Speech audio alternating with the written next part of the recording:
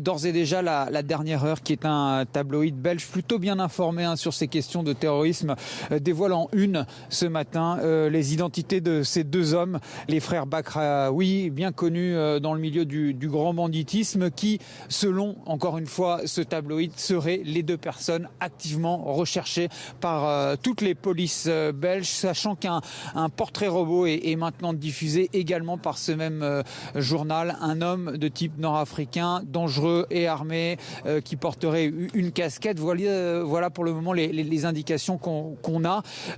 Après qu'une fusillade, on le sait maintenant, est éclatée dans l'immeuble qui se trouve juste derrière nous. C'est là qu'était retranché un troisième individu. On aperçoit les premiers et deuxième étages de cet immeuble bâché. Les fenêtres ont probablement explosé lors des échanges armés. Toujours selon la dernière heure, qui offre une nouvelle précision, eh bien c'est un sniper qui aurait abattu cet individu armé d'une Kalachnikov. Alors pour le moment, beaucoup de questions. On ne connaît pas l'identité de cet individu.